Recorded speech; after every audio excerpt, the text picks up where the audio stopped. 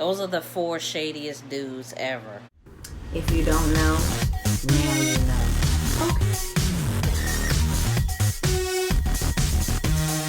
If that's not black excellence, I don't even know what to say. Like,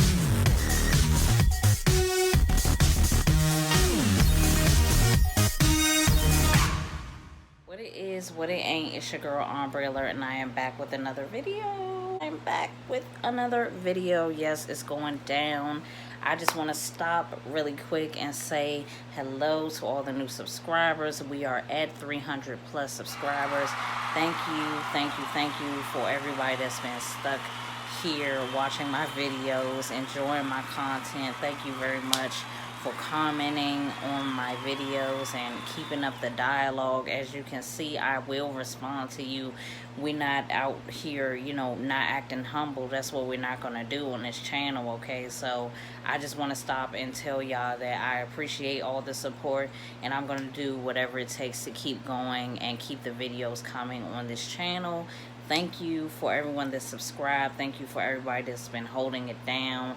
Make sure you subscribe and join the alert gang so you already know what's popping over here at this channel. It's content, it's history, it's juicy topics. I have it all. I have hair stuff. I'm doing hair videos, lipstick videos, lip gloss videos, whatever. I'm gonna start doing a lot of different things on this channel as well. Just love talking to you guys in the comments, so make sure you keep the comments coming, keep your suggestions coming. That's one thing that I've been enjoying lately, is seeing you guys suggest have suggestions for me. I'm taking like a mental note of things that you've been saying, but I'm actually going to start writing them down as they come in, because y'all are good. One thing y'all are is good. Y'all know what y'all talking about.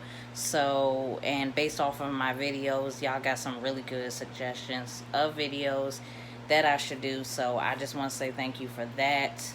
Now that I've given you guys your appreciation and your flowers, we're going to keep it going. This is going to be another Celebrities Take Advantage video, and this time it's going to be about Billie Holiday. If you're ready, I need you guys to make sure that you're following along so you can leave me a comment. Make sure you like this video. Let's get this video up. Let's get this video popping like some of my other videos. Let's do this. Ooh, the sun. You see how the sun came out when I just said that? Let's stop. Let's stop. It was just raining. The rain is going away. There's no more rain. There's only sun over here on this channel, okay? So let's get it started. Let's do this, okay? Ooh, it's coming through. Oh, okay. God loves the channel, so let's keep it going. This is what we gotta do, okay? If you're ready, let's go. All right, so now we're going to get into Billie Holiday. Billie Holiday was born in 1915. She died in 1959 in New York City, in the New York City hospital. Okay, so basically, we know Billie Holiday to be a famous black jazz singer during you know, such eras as the golden age of black music, which is jazz, you know what I'm saying? She was born right before the Great Depression. She has several hits. She's known for her ballads and her melodies, her very strong yet soft voice, her delicate words. Some people would call her music as a little melancholy or a little sad, but in my strong opinion, I feel like a lot of the soul and the meaning behind a lot of the music that black people create is from our pain, from our struggle, which is kind of sad. So she's keeping it real, basically, is what I'm saying. In her music, she's keeping it real. She's sticking true to the black culture, and how could you not love that, okay? She was around during the likes of Duke Ellington, just one of the stars during that time. Langston Hughes, I could go on, you know what I'm saying? Beautiful. She performed everywhere. Everybody loved her back then. But, you know, she did have her struggles like human beings do. And she did have a really bad drug addiction to heroin at the time of her career. And what I'm really going to get into in this video is how her relationships with men really took a toll for the worst, or how men took advantage of her. Okay, I was going to do a biopic on this topic, but I think I'm going to save that because I was going to do it on Lady Sings the Blues, but I'll get into why I didn't do that. So we're just going to go through her timeline of some of the men that she dated and such which and such forth, and we're going to see, you know, how they took advantage of her, and you guys can be the judge of that. I know what I think. Y'all gonna find out what I think in this video, but you're gonna be the judge as well. So meet me in the comments when you hear what I got to say, okay? She did get molested at a young age. She did work at a whorehouse and was, you know, had to prostitute just to get some money, more money than she could have, you know, just being a cleaner or whatever, or a maid. So she was doing that, and that probably led her to a lot of like shady dudes, and you know, and then in the industry is shady dudes as well, so that doesn't really help. One of her first dudes that she was with, his name was Joe Guy, and he was also a musician. In during the jazz era, he was a musician in the 1930s, I want to say. That's when they started dating, and he got her hooked on opium. She did work as a prostitute, so she probably did like try drugs before, but she got really hooked on Joe Guy, and she got hooked on his opium, you feel me? You know, from like Lady Sings the Blues and her autobiography, we know that she's had a rough life. The movie was based off of her own, you know, in her own words, basically. And, you know, at the time that she did her autobiography, it was 1956, and she was heavily on drugs. So that's why I didn't do the biopic, just because it's like some of what she thought may have happened or was true wasn't. And I'll get into that too as we get into the men, okay? Joe Guy was one of her first dudes. He got her hooked on opium, boom.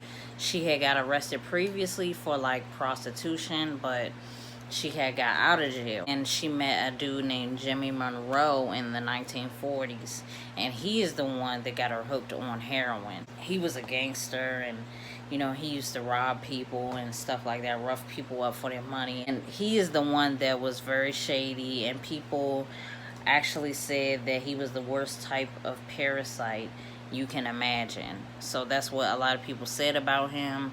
He ended up getting arrested, and then she got arrested with him and had to do a year in prison.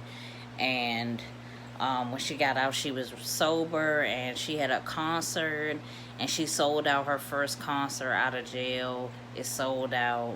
She was doing big things. When she got out of jail, she couldn't perform in clubs and nightclubs, but she could do concerts. So she did a lot of concerts, and then he found her. Jimmy Monroe found her, and she relapsed on heroin again, and then got arrested again, and then got acquitted this time, so she didn't have to go to jail this time. Then she met a dude named John Levy, a club owner, and he let her sing in his club where other people didn't let her sing in the club because of her prison record and what's not with narcotics.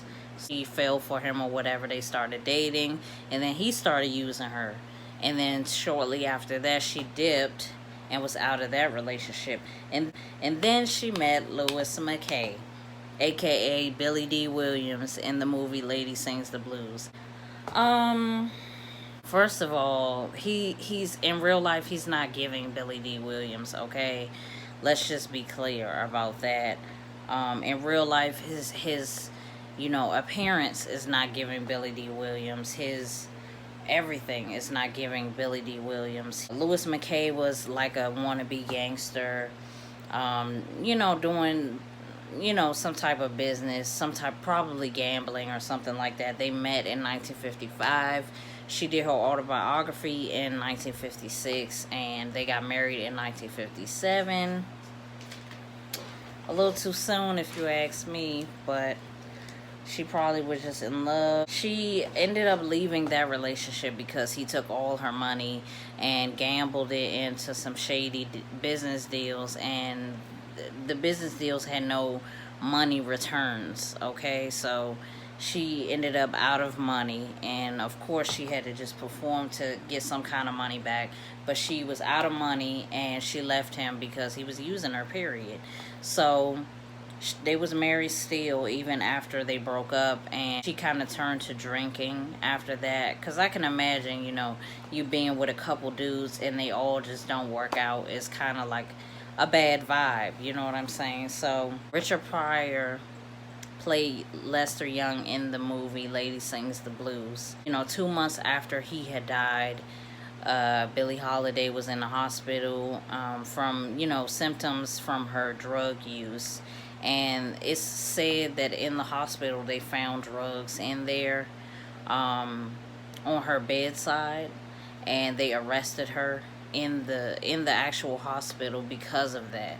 And they said that a month later after that, she was still in the hospital and she died in 1959, and they found $750 strapped to her leg. Now, Louis McKay was still married to her, but they were separated. He did not pay for her funeral.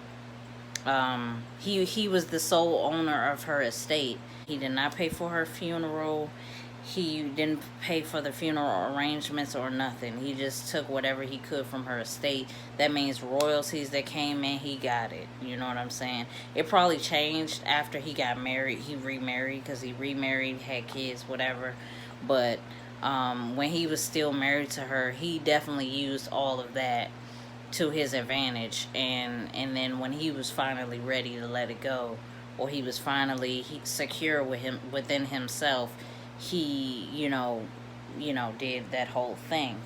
This whole story is very sad for someone to meet their demise in such a horrible way, and to be like lonely. She had more dudes than that probably, but those are the 1, 2, 3, 4, like four like really empty, broken dudes that just want to use women. Just a lesson, really. I feel like you have to really pay attention to how a dude is and not what he can do for you, because dudes can do stuff for you, but you still cannot like him. And I feel like maybe she just got attached to that feeling of like, maybe he can do things for me, or maybe he could make me feel secure. But I feel like she didn't pay enough attention to the fact that she didn't change for the better being with any of those dudes. Like they just made her deeper into a hole. She did get arrested a couple times with Louis McKay as well. So it's just like the dudes that she was with, they made her worse. And I feel like as women, when we're in relationships with dudes, we have to pay attention to that, whether they're a good influence or a bad influence on us. So I want to hear you guys' thoughts. Do you think that Billie Holiday was taken advantage of because of her fame and status? I think so.